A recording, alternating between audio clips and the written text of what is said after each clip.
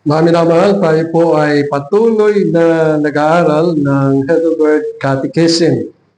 Ang Heidelberg Catechism ay kaaliwan ng mga mananampalataya sapagkat dito ay tinuturo sa atin ang pananalig, pananampalataya at katuruan na siyang isinasaad sa banal na kasulatan. At tayo po ngayon ay nasa Lord's Day 9 ng Heidelberg Catechism. At para po sa ating scripture reading ay nasa Mateo Kapitulo 7, talatang 7 hanggang 12. So ang atin pong babasahin ay nasa Kapitulo 7 ng Mateo, talatang 7 hanggang 12, na ito po ang siyang isinasad. Magsihingi kayo at kayo'y bibigyan, magsihanap kayo at kayo'y makakasumpong, magsituktok kayo at kayo'y bubuksan. Sapagkat ang bawat humihingi ay tumatanggap, at ang humahanap ay nakakasumpong, at ang tumutuktok ay binubuksan. Ano ang tao sa inyo kung siya'y hingan ng tinapay ng kanyang anak? Ay bato ang ibibigay? O kung hingan siya ng isda, ay bibigyan niya ng ahas? Kung kayo nga, bagaman masasama, ay marurunong magbigay ng mabubuting kaloob sa inyong mga anak, gaano pa kaya ang inyong Ama na nasa langit na magbibigay ng mabubuting bagay sa nagsisihingi sa Kanya? Kaya nga, lahat ng mga bagay na ibig ninyo sa inyo'y gawin ng mga tao, gawin naman ninyo ang gayon sa kanila, sapagkat ito ang sa kautusan at ang mga propeta. Ganun lamang po ang pagbasa natin sa banal na kasulatan. Sa Heidelberg Catechism, Lord's Day 9 ay meron po tayong isang tanong. Ang tanong po dito ay tanong bilang 26. Ano ang inyong pananampalataya kung sabihin na ako'y sumasampalataya sa makapangyarihang Diyos Ama na lumikha ng langit at ng lupa? Ang sagot ay na ang walang hanggang Ama ng ating Panginoong Jesucristo na nasa kawalang nilikha ang langit at lupa at lahat ng mga naroon, na siyang umaalalay at namamahala sa lahat sa pamagitan ng kanyang walang hanggang panukala at probidensya, na siyang aking Diyos at Ama dahil kay Kristo na kanyang anak. Ako ay buong nagtitiwala sa Kanya ng walang pag-aalinlangan na tinutustusan ang bawat pangailangan ng aking katawan at kaluluwa, at Kanyang ibabaling ang nararapat sa aking kapakanan, maging kalaban sa kalungkutan ng sanlibutan. Maaari niyang gawin sapagkat siya ay dakilang Diyos. Kaya niyang gawin ang ang bagay na iyon sapagkat siya ang tapat na Ama. So yan po ang kasagutan doon sa tanong na ako ay sumasampalataya sa makapangyarihang Ama na lumikha ng langit at ng lupa. So ang magiging tema natin ngayong umaga ay yung ating pagpapahayag. Katulad na ginawa natin kanina, ipinapahayag natin na tayo'y nananampalataya sa ating Diyos Ama. At patuloy tayong mag-aaral dito sa Apostles' Creed na noon ay sinimulan natin. At 3 bagay na hati ang Apostles' Creed tulad ng ating pinahayag na pananampalataya. Ang unang artikulo na tinutukoy dito ay sumasampalataya ako sa Diyos Amang makapangyarihan sa lahat, So ang ating Diyos na Ama, ang siyang may likha ng langit at ng lupa. So lahat ng mga bagay na nasa langit, bagamat hindi natin alam, iilan lamang alam natin ang sinabi ng ating Panginoon Kristo na doon sa langit ay may isang tahanan. May isang bahay at maraming tahanan. So, yon ang kaharian ng Diyos. At doon sa langit ay sabi katulad ng landas, ay ang landas ay tulad sa ginto. Indaan ay tulad sa ginto. At mayroong puno na doon ay nagbubunga na yon ang magiging kagalingan ng bayan. At hindi lamang yun, maraming bagay na naroon, wala ng araw, hindi na natin kailangan ng araw, hindi na rin natin kailangan na tayo ay magtrabaho sapagkat ang sabi sa banal na kasulatan at mula sa Genesis hanggang sa Revelation ay kapahingahan. Kaya tayo nagtatrabaho ngayon ay dahilan sa kasalanan. Kaya sa kasalanan, yung lahat ng ating lakas ay nauubos.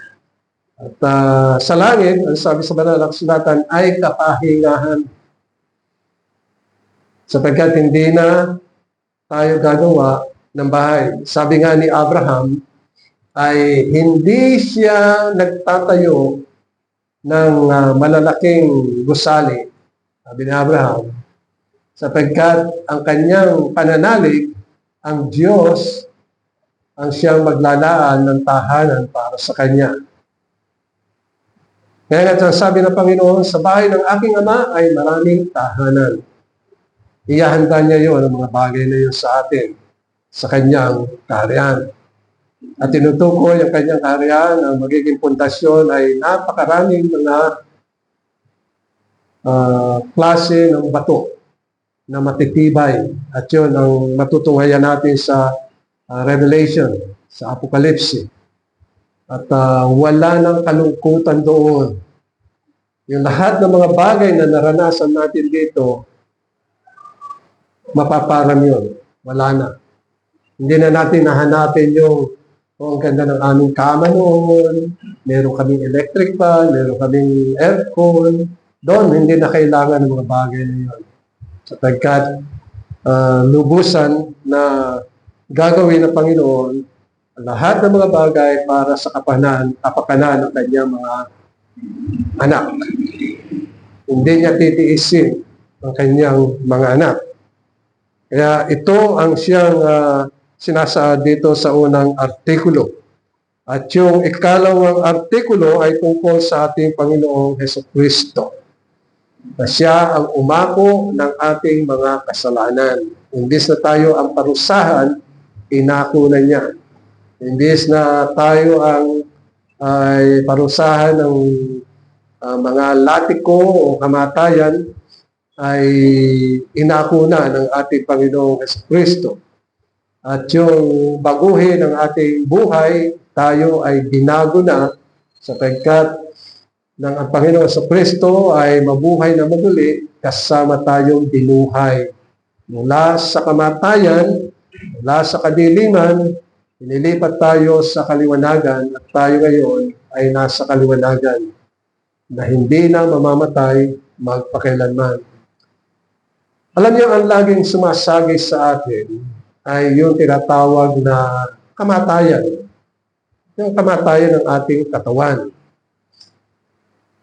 Lagi tinuturo ng Panginoon ay walang kamatayan sa mga mananampalataya. At tunayan, si Lazaro ay namatay. Pero ano sabi ng Panginoon sa mga alagad? Kasi sabi, pinasugo ang Panginoong Kristo kasi malubha ang karamdaman ni Lazaro. Pero ang Panginoon nagpatumpik-tumpik pa. Nagpalipas pa ng ilang araw. Hanggang sa mabantaan na namatay si Lazaro. So nung mamatay, ang sabi niya sa mga alagad, halika kayo. sapagkat si Lazaro ay natutulog. So ang turing ng Panginoon sa namamatay ay natutulog. So sabi na, mabuti pa, sabi ng mga alagad, mabuti pa si Lazaro natutulog. Kaya pinuntahan nila. So nang dumating, si Lazaro ay nailibing na. At ang sabi ng Panginoon, buksan niyo ang kanyang libingan. Kasi ang klase ng libingan noon ay gumagawa ng natawag na cave. Tapos doon inililibing. Hindi katulad ngayon ay huhukay at doon ibabaon sa lupa. Pero ang sabi ni Martha, Panginoon, ilang araw na siyang nailibing. Mabaho na siya. Ang sabi ng Panginoon, siya ay kinakailangang mabuhay. Sabi ng Panginoon, ako ang pagkabuhay na maguli.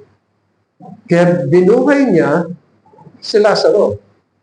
So yung pagbuhay niya, hindi yung siya umakyat sa langit, kundi nanatili pa rin sa lupa.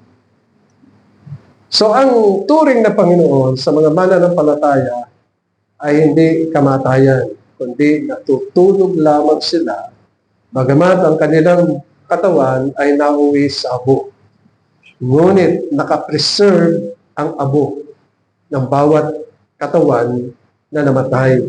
Kahit na yun ay hinipan ng hangin, kahit na yun ay nalubog na sa dagat at nahalo na kung saan-saan, nakapreserve yun. Bakit? Sapagkat ang Panginoon sa Kristo ay namatay para sa ating katawan at para sa ating kaluluwa. Kaya nakapreserve yun sapagkat pag dumating ang Panginoon, tulad na sinasabi sa Lumang Tipan, nakita ang isang bunton ng mga buto, iba't ibang klase, at nagkaroon ng matinding hangin. At yung kapangyarihan ng Panginoon, nagtuktong-tuktong yung mga butong yun sa kanya-kanyang mga katawan. At binigyan ng laman at binigyan ng balat. At sila'y nabuhay. Ganon ang gagawin ng Panginoon sa pagdating niya. Lahat ay mabubuhay at lahat ay maglilingkod sa Panginoon. Sapagkat bibigyan sila ng bagong katawan. At yan ang tinutukoy dito sa ginawa ng ating Panginoong Jesucristo.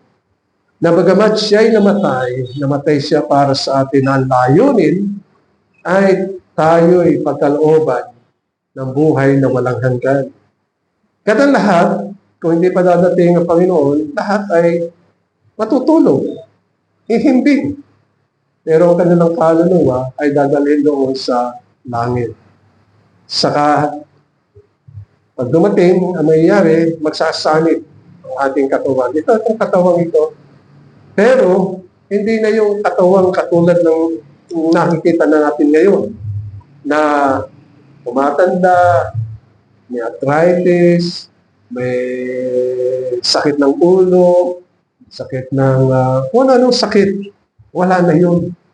Mababago na yun. Yan ang sinasabi ng Panginoon. Kung kaya nga, kung ating iisipin, napakaganda ng ginawa ng ating Panginoon sa ating buhay. Nais niya na tayo ay makapiling magpakailanman. Nais niya na maranasan natin ang kayamanan ng kanyang kaharian. Nais niya mga bagay na yun sa atin. Kaya tayo ay nagtitiyaga at matapat na naglilingkod sa Kanya sa pamagitan ng pananambahan. Sapagkat malaki ang ating pagtitiwala sa Panginoon. Na ako at ikaw ay dadalhin sa Kanyang kaharian at mabubuhay. Kaya nga ng Panginoon sa Kristo ay mamatay. Yun ang unang bagay na sinabi ng Efeso, Kapitulo 1, talatang 4, na tayo ay binanal. Sapagkat kung tayo masama, hindi tayo makakasama ng Panginoon. Tayo ay dinanay. Tayo ay nilinis. Wala nang kapintasan sa bawat isa sa atin.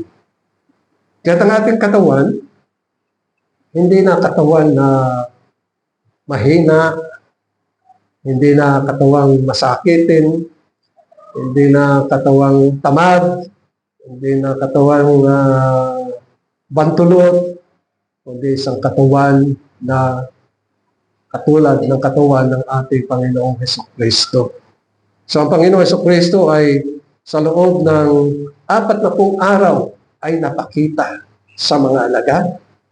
At kahit na doon sa baybayin dagat na ang mga alagad ay naghahagis ng kanilang mga lambat. At sinabi ng Panginoon, kayo ba ay merong huli? At nakita niya na mga nagluluto ang mga alagad. Siya nakikain.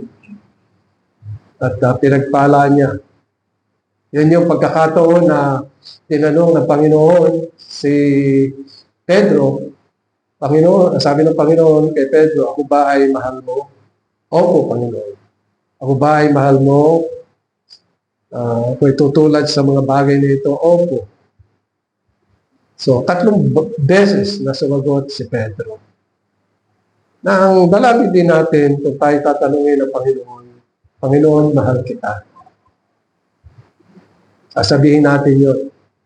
Mula sa ating puso, mula sa ating bibig, mula sa ating kaisipan, oo, Panginoon, minamahal kita. At kung minamahal natin ang Panginoon, tayo ay susunod. Ito yung ikalawang artikulo. At yung pangatlo ay yung banal na Espiritu. Ang unang ibinigay sa atin ng Panginoon, ang kanyang buktong na anak. Para tayo ay tubusin, linisin, gawing banal, maging katulad ng kanyang larawan ng ating Panginoon sa Kristo, sa kabanalan, katuwiran, at sa salita ng Panginoon. At ang pangalawa, ang kanyang banal na Espiritu. Ikalawang beses na binigay niya sa atin. Nais ng Panginoon na hindi tayo nag-iisa. Nais niya na merong kasama tayo. Nais niya na tayo ay laging ipagtatanggol. Laging bigyan ng kalakasan. Para yung ating diwa ay laging tumatanggap ng panibagong kalakasan sa pamagitan ng pagpapahayag ng ating Panginoong Jesucristo. At yung banal na Espiritu, inyong mapapansin na ang banal na Espiritu ang nagkakaluhod ng pananampalataya. Siya ang gumagawa upang tumibay ang pananampalataya ng mga nagtitiwala sa Panginoong Jesucristo. Ikalawa, ang banal na Espiritu ang siyang magtitipon. Titipunin niya ang lahat ng mga mananampalataya sa pagdating ng Panginoon. At maranasan ng mga mananampalataya ang kapatawaran ng kasalanan. Kaya mga nagtitiwala sa Panginoon, kailangan nararamdaman nila, nalalaman nila ang kanilang mga kasalanan ay itinatawad.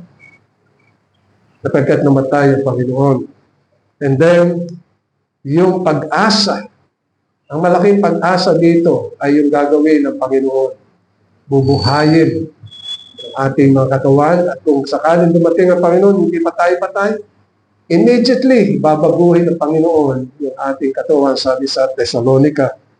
Muling pagkabuhay ng katawan at tayo isa sa Panginoon magpakailanman.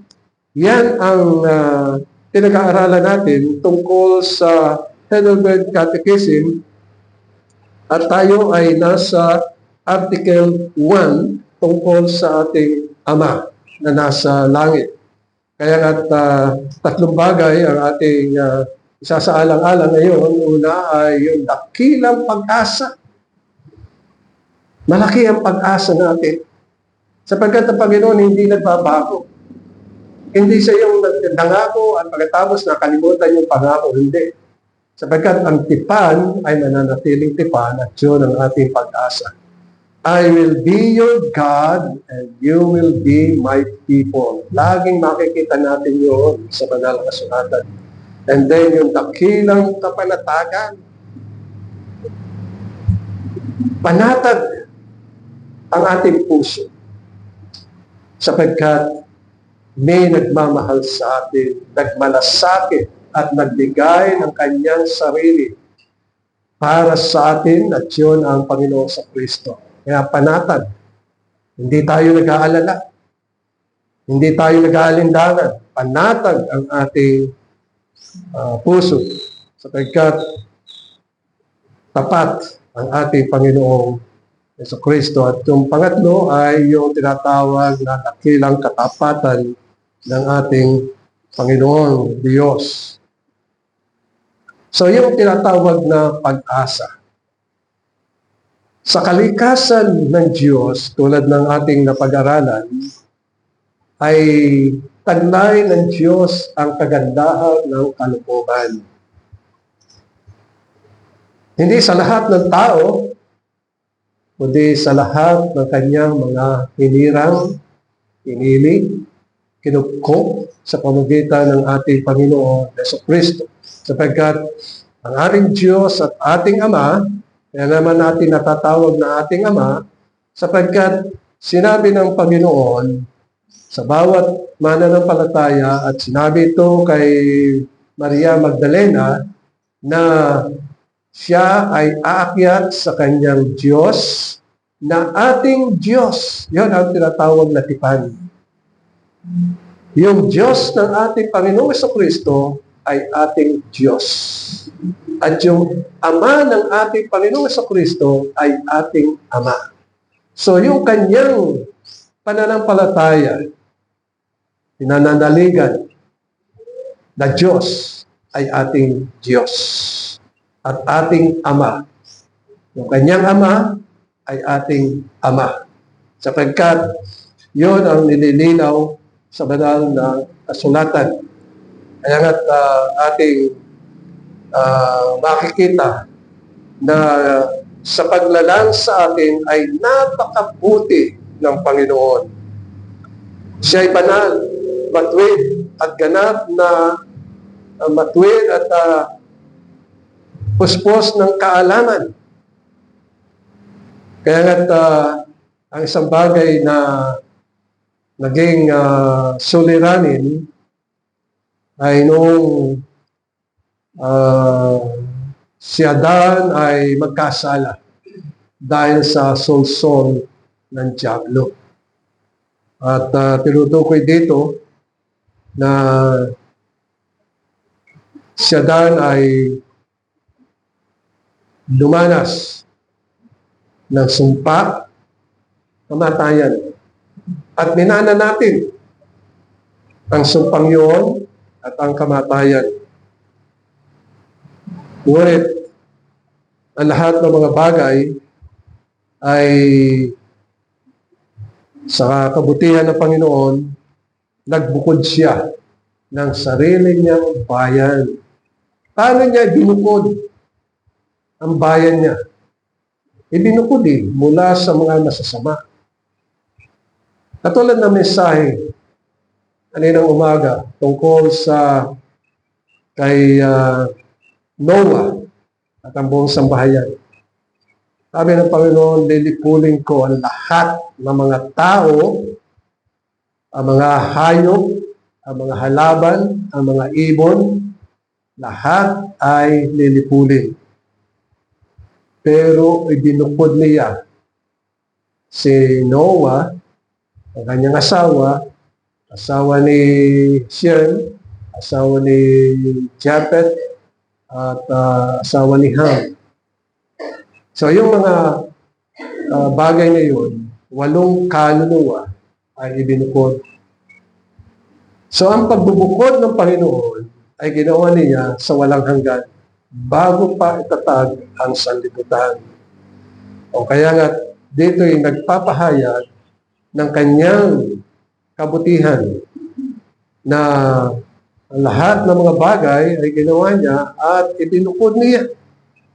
Sapagkat ang sabi sa banal na kasulatan ay ang mga mananampalataya ay katangi-tangi, pagpapahayag at pagpapamalas na kanyang hinirang at hiniri ang mga partikular na mga tao ayon sa kagandahan ng kanyang kayamanan ng awa at kahabagan at dakilang pag-ibig. Nais kong basahin muli, alam niyo, ang sarap pagbulay-bulayin ang Efeso Kapitulo 1 at gayon din ang Kapitulo 2, talatang 4. Sapagkat ito ang siyang sinasaad.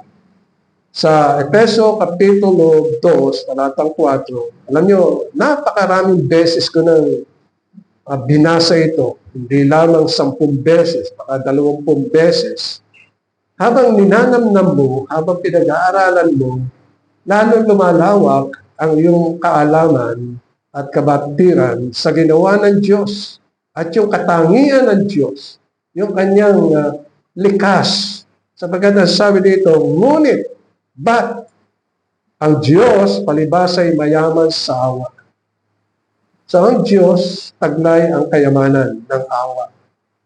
At gayon din, yung awang yun ay gumagawa at kumikilos dahil sa kanyang malaking pag-ibig na kanyang inibig sa atin. So kung makikita natin mga minamahal, yung awa ng Diyos, taglay sa puso ng Panginoon, hindi nagbabago yun. Mananatili ang kanyang kaawaan sa atin at yun pa kanyang dakilang pag-ibig sa atin, hindi magbabago yun. Sapagkat sa ating kapanahunan ay nahayag yun. At ang sabi sa talatang 5, bagamat tayo'y mga patay dahil sa ating mga kasalanan. Ibig sabihin, minana natin ang kasalanan ni Adan. Kaya itinuring at ibinilang na tayo'y patay. Pag sinabi patay, walang buhay. Gumagalaw yan, yun ang tinatawag na living soul. Si Adan ay nabuhay na kaluluwa, naging buhay. Pero wala pang buhay na walang hanggan.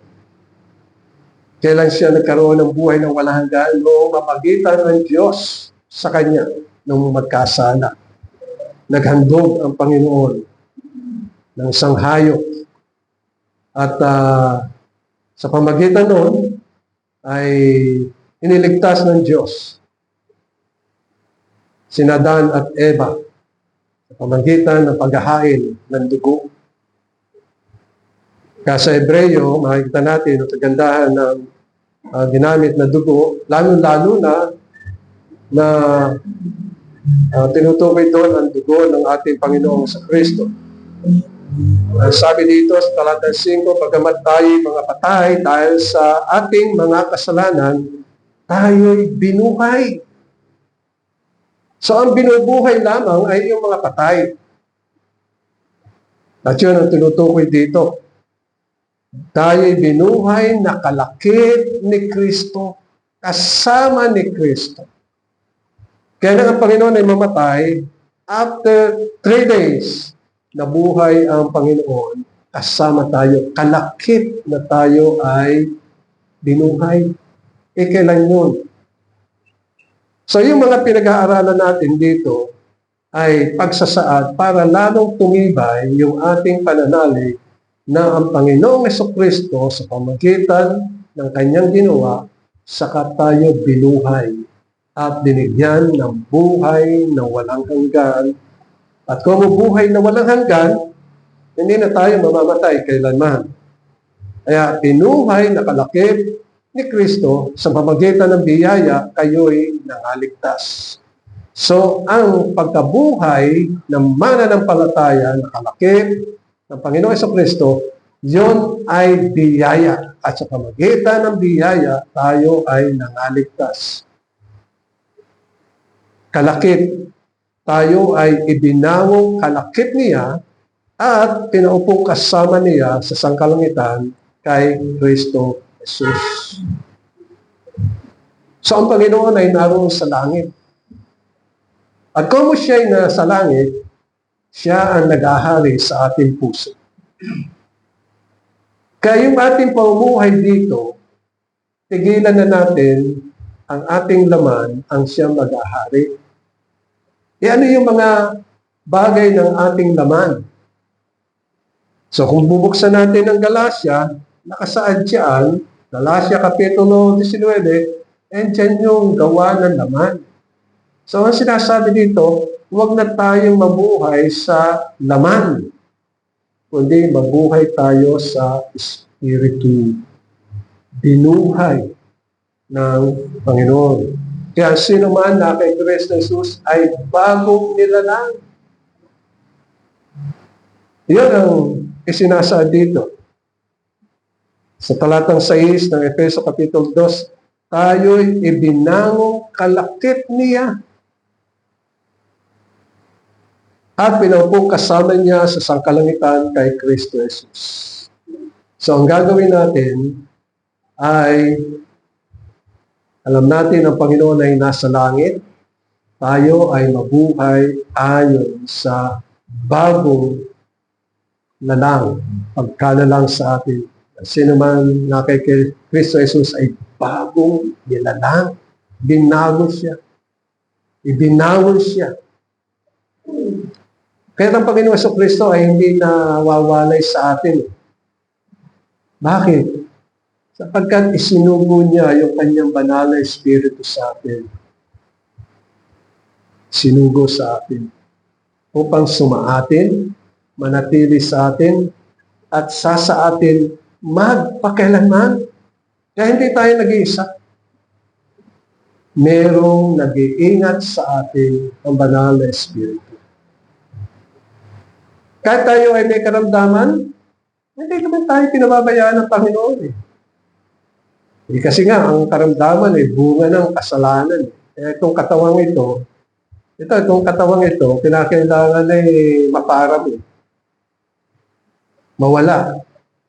Kasi, pag wala na tayo, yung tibo ng kasalanan, wala na. Alam ba ninyo ang tibo? Kasalanan. So, ang kasalanan, ang siyang gumagawa. Kaya sabi ni Pablo, hindi na ako ang gumagawa niyan. Ang kasalanan. Pero sa pagdating ng Panginoon, kumpleto ang kaligtasan natin. Ganap ang kaligtasan natin. Kaya katangit-tangit ang ating Diyos at Ama. Ito ang dakilang kapanatagan na ating nadadama dahilan sa ang ating Ama na nasa langit, ang siyang ating Diyos, na siyang nagmamalasakit, nagmamahal sa atin. Ngayon, kung minsan, sa ating mga pag-aaral ng Heidelberg Catechism, kailangan mabatid natin na ang tatlong artikulo na tinutukoy dito, Artikulo 1, na sumasampalataya ako sa Diyos Amang makapangyarihan sa lahat. Artikulo 2, ang Panginoong Jesucristo, ang buktong na anak niya, ating Panginoon. At ang Artikulo 8, sumasampalataya ako sa Espiritu Santo. Ito ang tatlong persona. Tatlong persona ng Diyos na nagpapahayag. Kasi ang Ama, ang sabi dito, ang Ama ang siyang lumikha ng langit at ng lupa. Ang Anak ang siyang tumubos o nagbigay ng kanyang sarili at tumubos sa atin. Ang Banal na Espiritu ang siyang gumagawa sa ating buhay, yung ginawa ng Panginoong Jesucristo, inyaangko sa atin. Na ibig sabihin, namatay ang Panginoong Jesucristo at namatay siya para sa mga kasalanan at inya-apply yung mga bagay na yun sa atin. At Ang banal na Espiritu ang siyang nagkaloob ng pananampalataya sa bawat isa sa atin. Yun ang sinasaad. At siya ang pumapatnubay, gumagabay, habang ang Panginoong Kristo ay naroon sa langit. Kaya nga sinasabi sa Kolosas, inyong ituon ang inyong paningin doon sa langit na siyang kinaroroonan ng ating Panginoong Kristo. Doon nakasalig. Hindi masama ang tayo ay mangarap. Minsan, namamangha po sa mga malalaking bahay, pero hanggang doon lang. Ikaw ay pagkakalooban ng Panginoon, bakit hindi? Pero hanggang doon lang. Pero mas panatag ang ating buhay dahil sa mayroong malaking bahay ang ating Ama na nasa langit at maraming tahanan. Kaya si Abraham, namatay na naninirahan siya sa isang tolda. Pero yung sabi ng Panginoon, ipamamana ko sa iyo ang lupaing pangako. At ang pangakong yun ay yung buong Kanaan. Ang Diyos ang nagbigay niya sa kanya. Pero hindi siya nangarap na magpatayo ng palasyo. No? Nanatili siya sa tolda. Pero hindi naman nangangahulugan na hanggang doon na lang ang pangarap mo. Depende yun sa iyong pananalig sa Panginoon. Sapagkat si David, na maging hari, nagpatayo siya ng palasyo niya. Si Solomon, nagpatayo ng palasyo. Inuna muna niya ay ang templo ng Diyos. Pinatayo. Sapagkat yun ang lugar na ninanais ng Panginoon. At saka ang templo ng Diyos ay doon isinasaad sa banal na kasulatan na nananahan ng Diyos. Pero sa ngayon, saan nananahan ng Diyos sa atin, sa ating puso, sa pamagitan ng kanyang banal na Espiritu na kanyang ipinagkaloob sa bawat isa sa atin. So, sa Trinity ay isinasaad dito na ang bawat isa sa kanila ay may bahagi sa paglalang ng langit at ng lupa. Makapangyarihan. Sapagkat kung atin titingnan ang mga Efeso, makikita natin ang Diyos ang siyang lumalang. Pero sa isang banda, sinasabi na ang Panginoong Kristo ang siyang lumalang ng lahat ng mga bagay at siya ang umaalalay sa lahat ng mga bagay. Pag sinabing inaalalayan niya lahat ng mga bagay, siya ang namamahala. Walang bagay na hindi mangyayari. So, kung ang tao ay gumawa ng masama, lahat yun ay mapapahamak. Maliwanag na sinabi ng Panginoon sa Juan, Kapitulo 16, na kung ating titingnan, kasi kung minsan, akala natin, mga minamahal, ang Diyos ay hindi gumagawa, kumikilos, o pinababayaan na lamang ang mga bagay. Pero ang sabi niya sa Kapitulo 16, talatang 8, at siya, pagparito niya, ay kanyang susumbatan ang sanlibutan tungkol sa kasalanan. So lahat ng mga makasalanan ay kanyang susumbatan, ahatulan, at sa katwiran at sa paghatol. Tatlong bagay. Susumbatan ng kasalanan, at sa katwiran, at sa paghahatol. Kaya, sa talatang 9, talatang 10, at talatang 11, ay tinutukoy dito yung tungkol sa tatlong bagay na sinabi dito. Tungkol sa kasalanan, sapagkat hindi sila nagsisampalataya sa akin. So, ang masasama ay hahatulan ng Panginoon dahil sa kasalanan. Hindi sila sinasampalataya sa akin. At tungkol sa katwiran, ang sabi dito, sapagkat ako'y pumaroon sa Ama at hindi na ninyo ako makikita. Yan ang sabi sa talatang 10. At tungkol sa paghatol, sapagkat ang prinsipe ng sanlibutan ito ay hinatulan na. So, ang Diyos ay hindi natutulog. Naroon palagi ang kahatulan sa bawat gumagawa ng kasalanan. Kaya masusumpuan natin dito, mga minamahal, na tayo ay merong kapanatagan.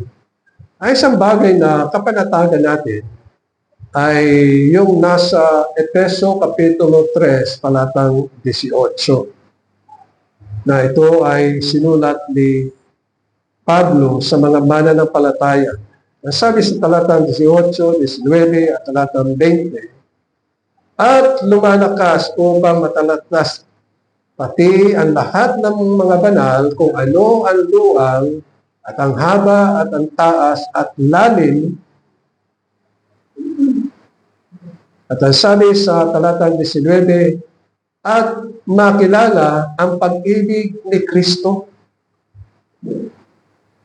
na di masayod ng kaalaman. Ibig sabihin ng masayod ay hindi kayang unawain, hindi kayang intindihin, pero yung pagkatalastas, pagkaunawa, pagkaalam ng lahat ng mga banal, alam nila kung gaanong luwang, haba, taas, at lalim ng pag-ibig ni Kristo. Na hindi kayang sisirin, hindi kayang arukin. Yung mga salitang yun ay malalalim pero malaman ang mga bagay na sinasabi. At sabi sa talatang 19, at makilala ang pag-ibig ni Kristo na di masayod ng kaalaman. Hindi kayang unawain. Pero ang Diyos, mamagitan ng Banal na Espiritu, unti-unti maintindihan. Kaya sabi ng Panginoon, sa ngayon hindi nyo kayang malirit, maunawaan, makuhan lahat ang mga bagay, kundi partial, paunti-unti, paunti-unti. Ang mga bagay na hiwaga ng Diyos. Kaya sabi dito, upang kayo'y mga puspos hanggang sa buong kapuspusan ng Diyos. Sa ngayon ay, sabi ni Pablo ay, yung kalwalatian ng Diyos, hindi natin masyadong malirit, hindi natin masyadong maluwan, pero naroon, nakikita natin parang sa salamin, parang kita mo lang yung anino ng mga bagay na yun. Pero naunawaan.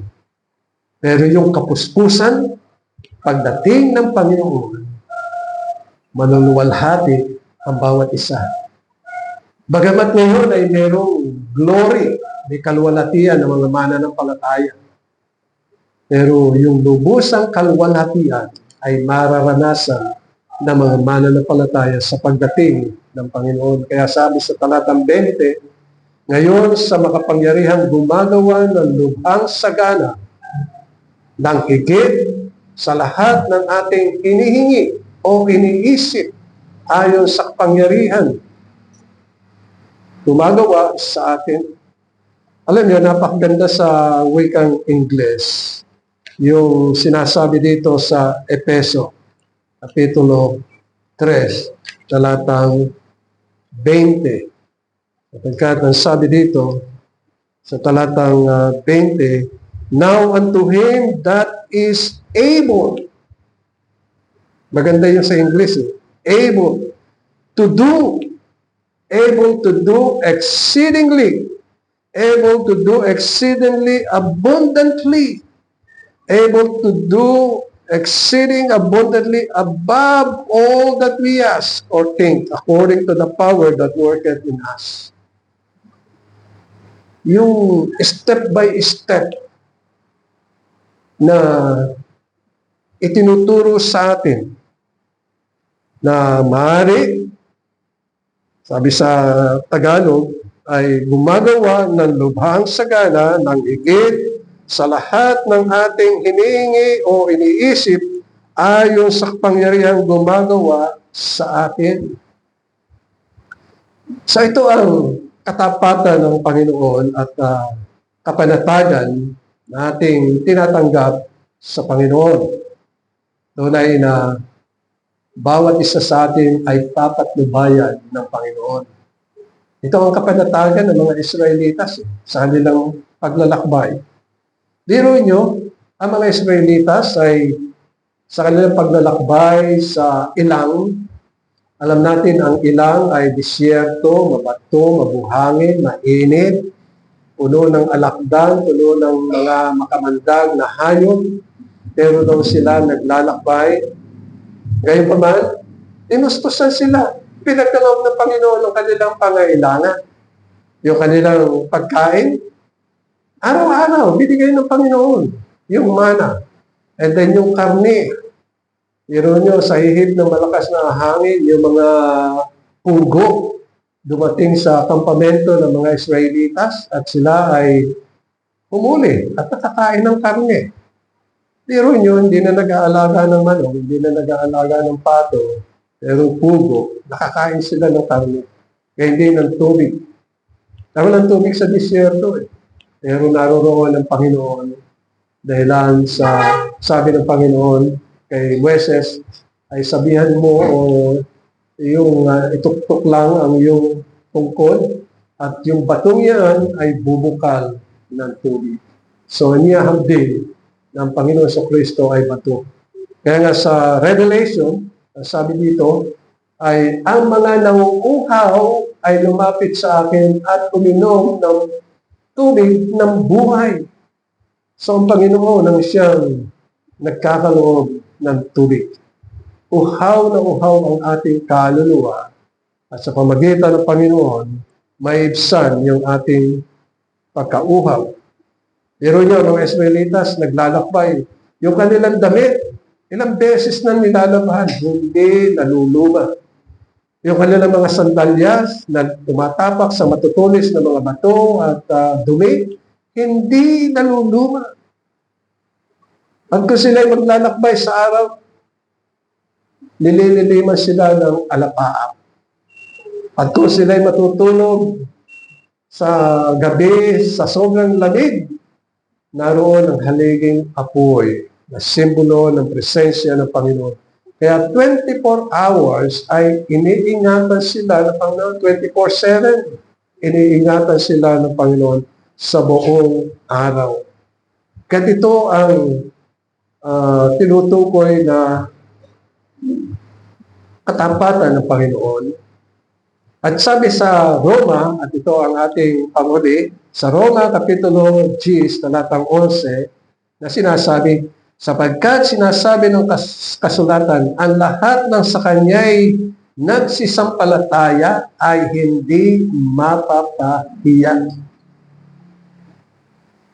At sabi talatang 12, sapagkat walang pagkakaiba ang Hudyo at mga Grego, sapagkat ang Panginoon din ang siyang Panginoon ng lahat at mayaman siya sa lahat ng sa kanya'y nagsisitawag.